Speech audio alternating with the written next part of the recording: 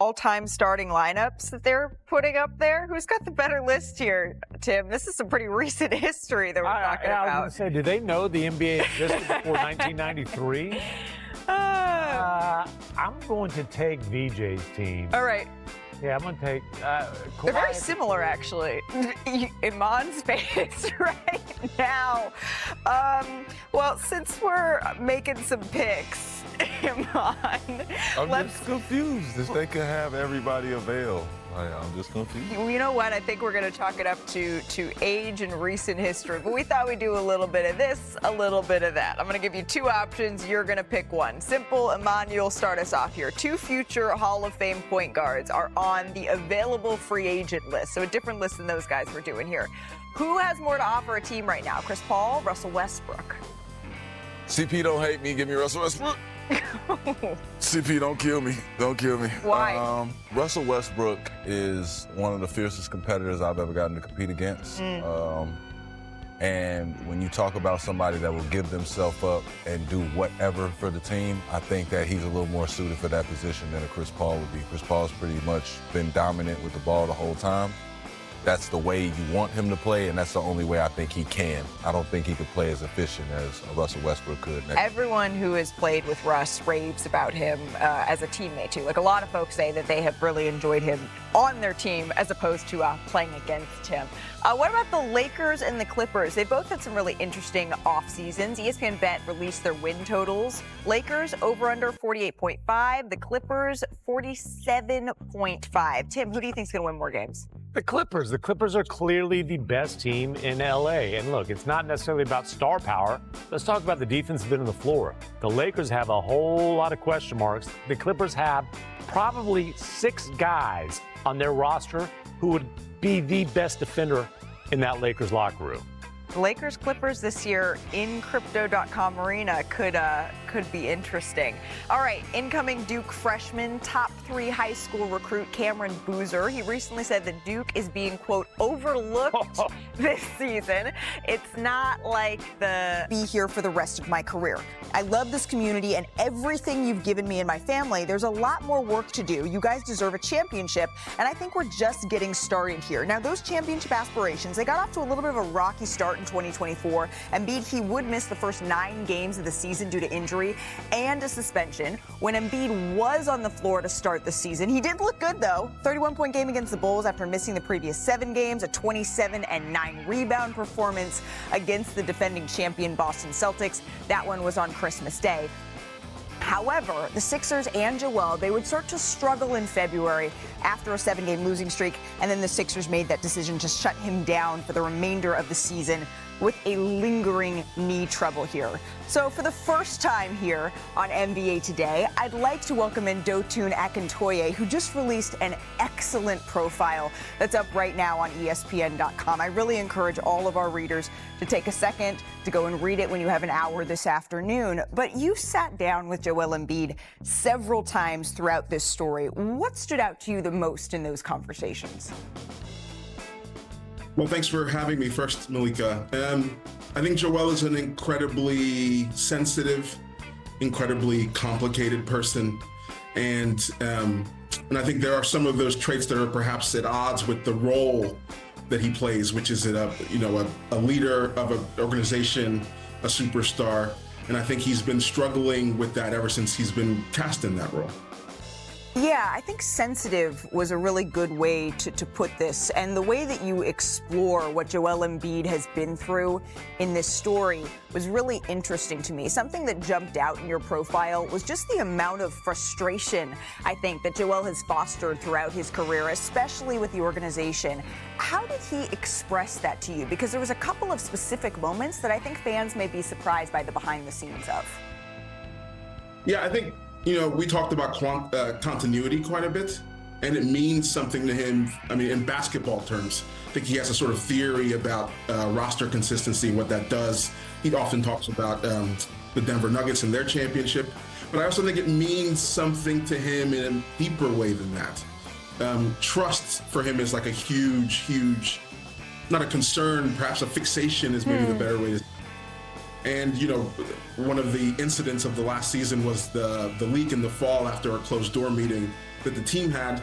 And he brought it up with me, and it's still bothering him very clearly. I think for him, it's a microcosm of certain fears he has and a certain history he has with the organization about people who maybe don't have his best interest at heart and who he can't rely on. So it's on his mind. It's a huge facet of his personality. And one of the ways that I read it is he looked to sort of take back some of that control when he felt like that trust was spiraling. He talks about the behind the scenes of an interview he did this season with Lisa Salters. Can you tell us about that? Yeah, I think Joel was incredibly frustrated this last season, and he felt like no one was listening to him. And it felt, again, I think, of an echo of an earlier part of his career where he didn't feel listened to and he shut down. And I think not a similar thing happened this year in that, there was a lot of pressure on him to play and his body didn't feel right. And I think finally, and I think the conversation with Lisa happened in February, he had had enough and he was going to speak his mind publicly and sort of state his position and then let the team deal with the fallout of that. And that's when he said to Lisa, I may have to have surgery. The team was caught off guard by that, but that seemed to be, as he put it, his cry for help is the way that he described it to you, to sort of say, no, I need to be listened to here. And now he's describing this as the most important offseason of his career. And I think there may be some fans, just being honest out there, who may say, well, what about the last ones? We've heard this story before, right?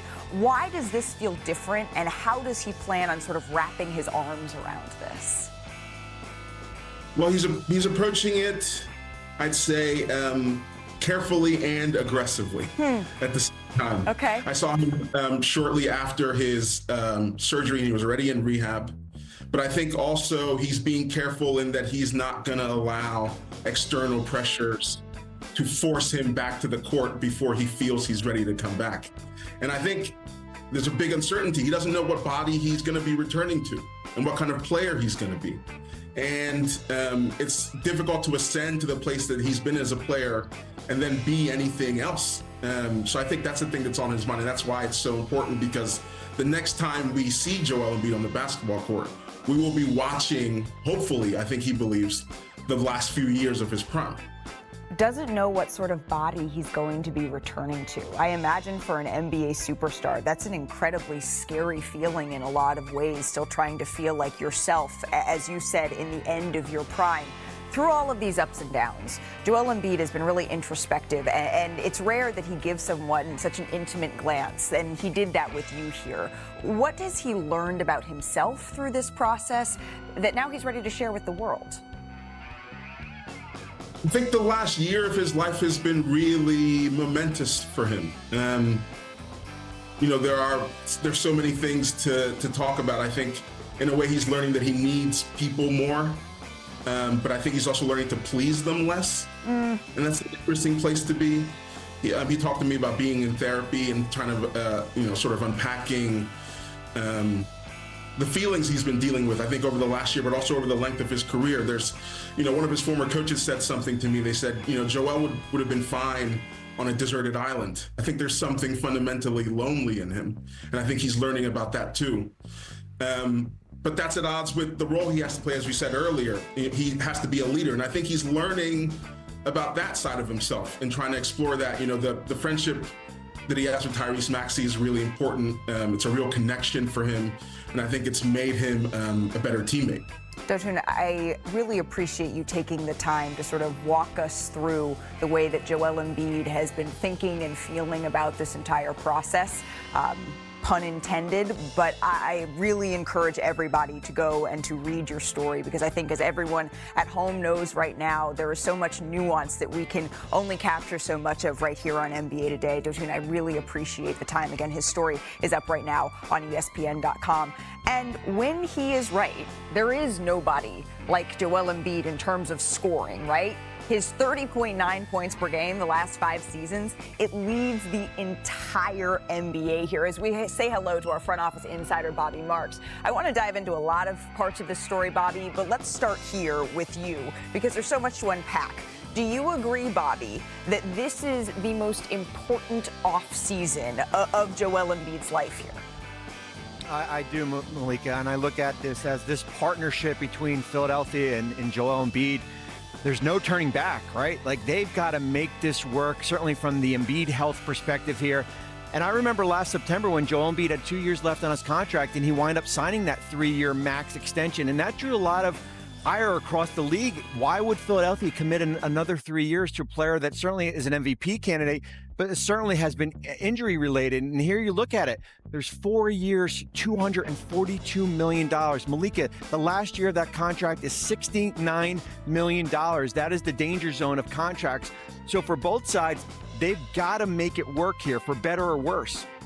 Tim, do you feel like there's a real conflict when it comes to the messaging around the 76ers here between what Joel Embiid is saying and what the 76ers say? Who cares what I think? Joel Embiid clearly feels like there's a conflict, and there have been a lot of issues with the Philadelphia 76ers throughout the course of his career. The constant seems to have been a lack of trust in the organization, and when trust is lost, it's really hard to regain, really hard to rebuild. And just listen to Joel Embiid, read his words. He clearly does not feel that his best interests are always being looked out for. I mean, he said it in the story. The interview with Lisa Salters was a cry for help. Yeah, and that I thought was really interesting, because it's one thing to feel as if you aren't being listened to. You know this. You've been in these locker rooms. It's another thing to decide that I've been not listened to for so long that I need to litigate it in an interview. And then it's another thing to feel you need to take another step and do this extensive and incredibly well done profile. That feels like it's compounding on top of each other. Yeah, when hearing that, especially when he used the word as sensitive, a lot of guys hear that word and want to run away from it. Being sensitive to a number of different energies in the league is totally natural. Dealing with the ups and downs, the injuries that happen, dealing with people saying that you don't have the heart to want to play right now, and you know that this might be a worse injury than you're willing to admit to. You have to deal with all that, and I think it's all part of it. I do agree with Joel Embiid, though, that this is a very, very important offseason, because one, getting healthy at that size, you can't teach size, but you also can't deal with the repercussions that come with it. Like having a knee problem, an ankle problem, and then having that weight on top of it, it's a lot. You know what I mean? And for him to play at his dominant style of play that we like, it's like that's gonna abuse his knees. That's a lot of spinning. It's a lot of attacking angles and playing angles and, getting to the foul line, doing the little stuff that we like him to do. But it's like, to do that, he does have to beat his body up. So take your time, get healthy, make sure you're all the way healthy before you come back, and make sure that you play balls out. And when you talk about trust issues with Joel Embiid, it's not just about other people in the organization. It's not just about his bosses. He has trust issues with his body, which has betrayed him repeatedly over the years. And we are 18 months removed from Joel Embiid playing as well as we've seen a big man play.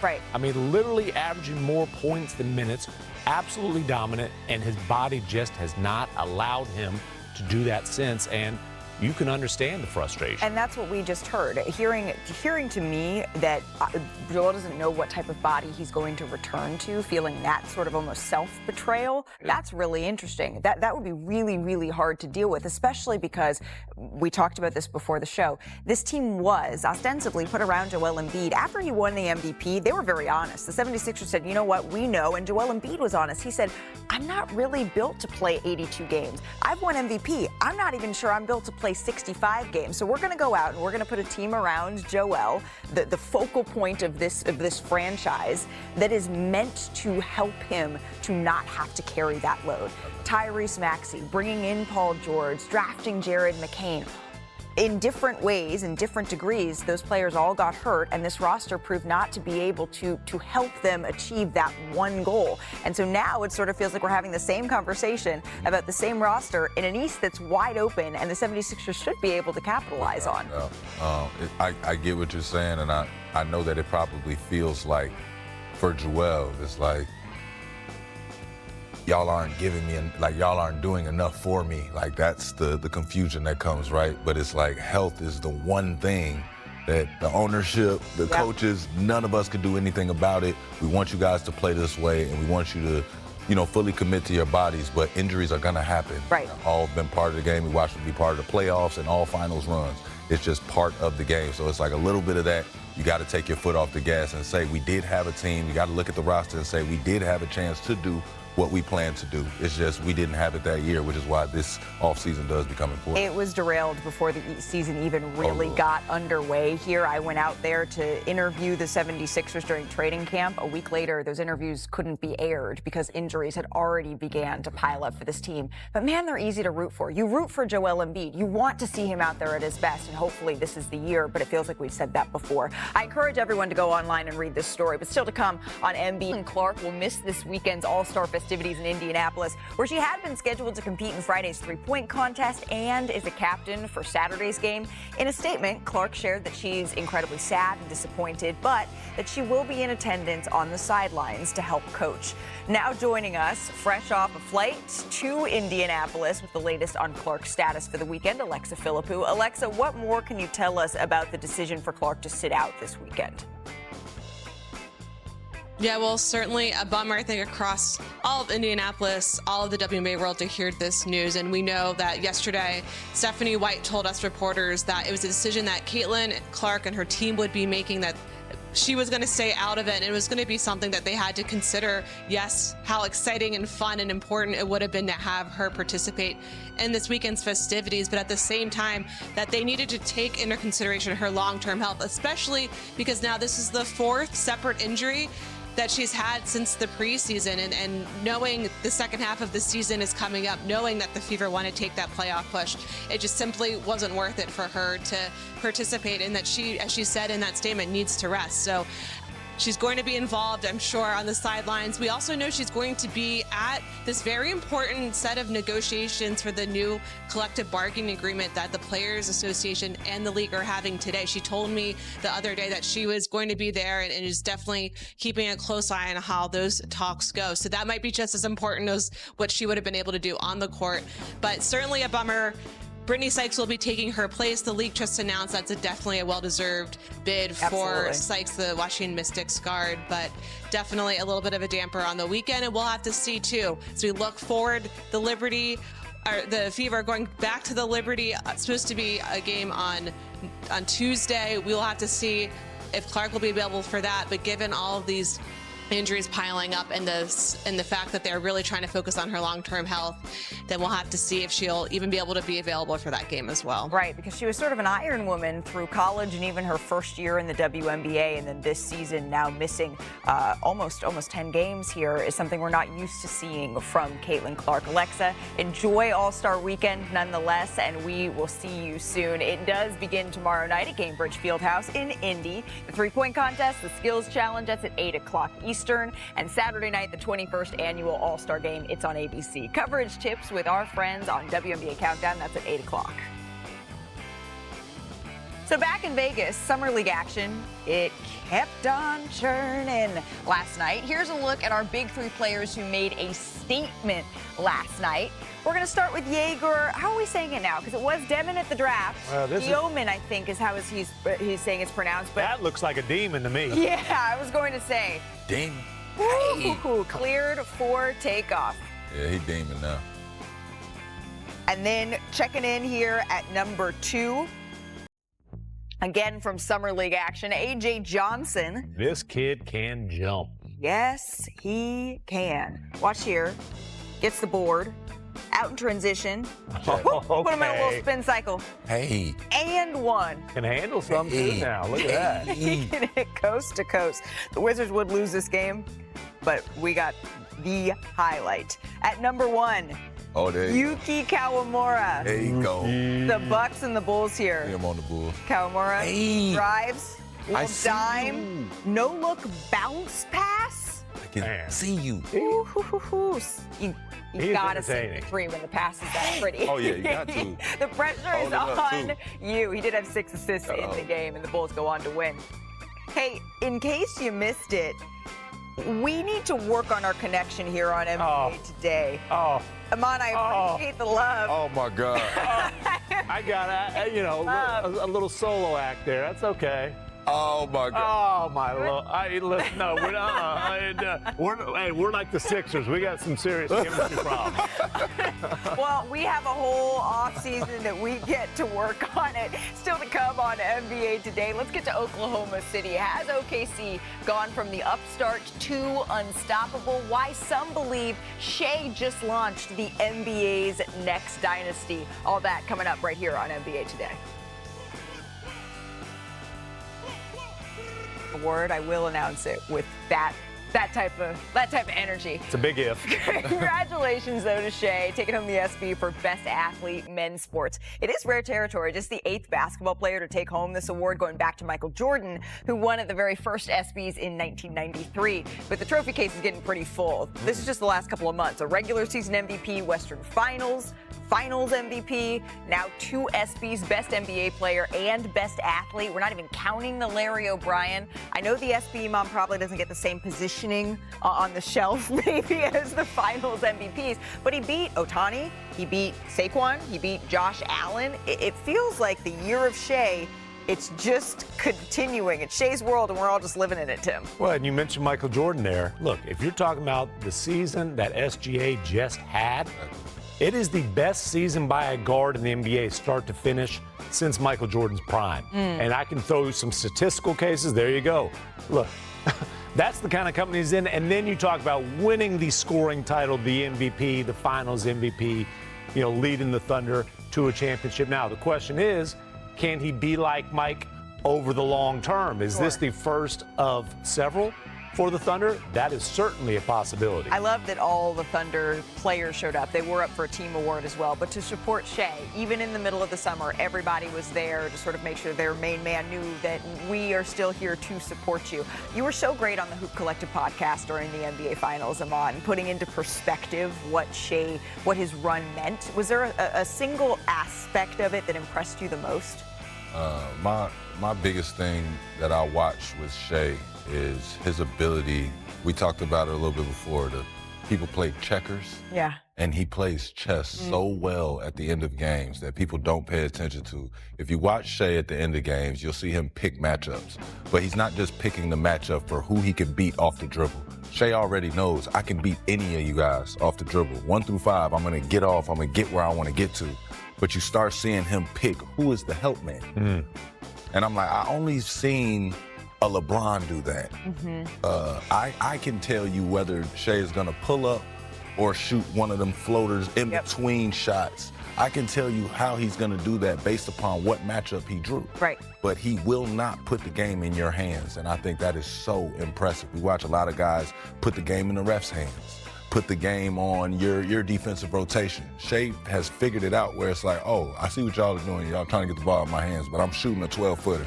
From right here. It's gonna have to be a fade to stay away from your shot blocker over here. Right. But I'm gonna get here, and to watch him be elusive to get there is insane. It seems like he has a more maybe mature game than a lot of folks his age. And when you say put the game in his hands, he's also able to execute there. Because there's some players you put the game in their hands, and sometimes they're able to get the job done, and other times they fall a little bit short just because they're working on that consistency.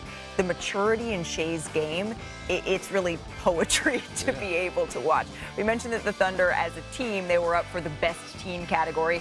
They did come up short. The Super Bowl champion Eagles took that one. I'm maritally obligated to say go Birds here. But Oklahoma City will be in the mix for a while here, especially when we're talking about the Board of Governors meeting this week. Adam Silver, he spoke directly about dynasties and about the Thunder. Take a listen. I will say sometimes when I read reports of these unique champions each year, that then gets translated into some notion that the league doesn't want dynasties. I'm perfectly comfortable with dynasties. I like what we're seeing right now. I'm not ready to declare we're not going to have dynasties. I'm sure Sam Presti isn't ready to hear that. I'm not ready to hear that either. I think dynasties are good for the NBA, but we are in the midst of an age of parity, and this is what the owners wanted. There's 7 different champions that we've had in the last 7 different seasons. It's the first time in NBA history there has been that many different champions over that 7-season span. So, Mr. Marks, the Thunder, though, they are set up to potentially buck this trend. How are they going to be able to be a dynasty in a different way than we've seen recently? Yeah, Malika, we have an article up on ESPN.com as far as how Oklahoma City can navigate around this second apron. And the more I wrote this article, the more I believe that, yes, they do have the makings to be a dynasty, and here's why. Shai Gilgeous-Alexander still has 2 years left on that rookie max contract. He's playing below the max allowed for a player at his level here. And then you look at what they were able to do with their 2 players they just extended, Jalen Williams and Chet Holmgren. They protected themselves in case either player earned All-NBA honors, differently than what Evan Mobley and Cade Cunningham. There's no escalator clauses in that Chet Holmgren contract if he earned All-NBA. The third thing is, remember all these draft picks that keep on coming in, 13 first-round picks over the next 7 years, 4 potentially next year. They've done a terrific job as far as staggering their contracts in the future. Yes, there'll be changes eventually, maybe in the future in Oklahoma City, but the core with the 3 players with Shai, Chet, and Jalen Williams, those 3 players under 26 years old will be the constant face of this organization. I'm guilty, Bobby, and you know this, of when the Boston Celtics won a championship, Iman, we sat around this desk and we talked about whether or not they would be the next dynasty in the NBA. Because looking at it, they had all of the pieces, but they were really, really expensive.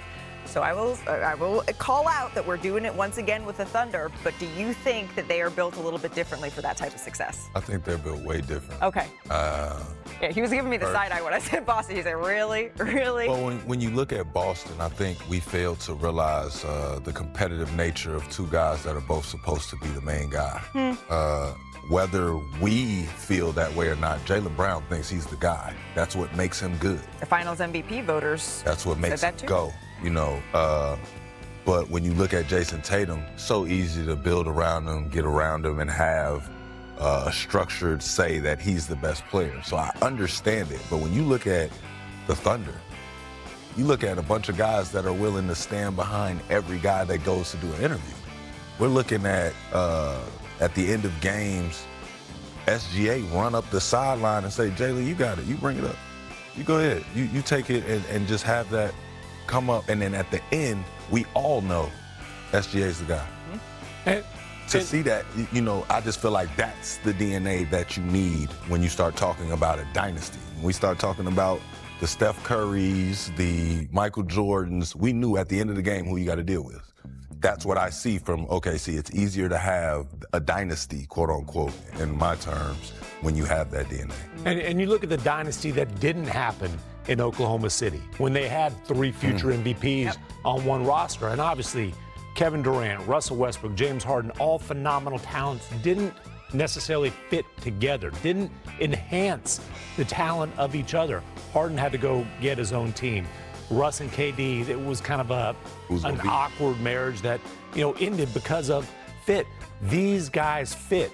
As Shump was saying, there is a clear pecking order. It is SGA's team, and these other 2 guys enhance, and the culture fits. And SGA is the tone setter for that culture. But this is a team, as spectacular as he is, they are a defense-first team. And, oh, by the way, they're the reigning champions with a ton of assets from a rebuild still. And they don't even drink alcohol. Right, exactly. So, I mean, maybe they'll be a little bit better at popping the champagne next year because clearly they are set up to be in that position once again. And to your point, the entire Thunder team, well, the 8 guys were at the ESPYs last night supporting Shai Gilgeous-Alexander. There's summer league interviews. They still, those guys are participating in the full interviews. At the ESPYs also, the category for the best play, it was won by Saquon Barkley for this unforgettable moment.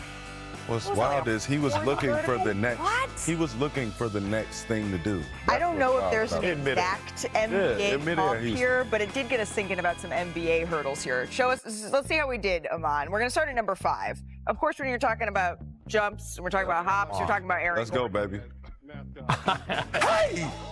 And make the dunk contest like this again, please. How did he not win the dunk contest? He had to dunk it behind his head. He was going. I think he should have won that dunk contest. At number 4, we're going with Kirk Snyder in 2006. Hey! What? Gotta watch your head. Gotta watch your head. We're going all the way back to 1956 for this one. Okay. What? Bill Russell. Okay. Oh, Taking Billy. it coast to coast. Yes, the footage is grainy, Yeah. but the highlight is worth it. Oh, He just Rolled him. walked on air. in Chuck Taylor's, man. Look at that. Almost got his knee taken out. Hey, At number 2, we got, of course, LeBron James. Lebanon James. Hurdling John Oh, Lucas. come on now. Luke, you gotta watch your Well, head. you just got to try to. Well, he was stuck. He didn't have time to get out of the way. Yeah, but he's too short to be not just roaming around now. Come on. Where were you when this happened? Because I remember I was watching this on TV. Oh, God. I stood up. Oh, Just, I don't think he even realized he did. and the still photos afterwards are still the most insane. Cleared him so easy. It was such a That smooth I- clear. Poor Tim Hardaway. League still very much in action, but the top picks might be done, at least up until preseason. Here are the numbers they put up in their first taste of professional basketball across the Utah and Vegas summer leagues. But who knows more of their NBA history? These guys, they have some takes. Okay, we got Steph, Jordan, LeBron, KD, and Shaq. LeBron at the 1, Jordan at the 2, Kawhi at the 3, Tim Duncan at the 4, Shaq at the 5.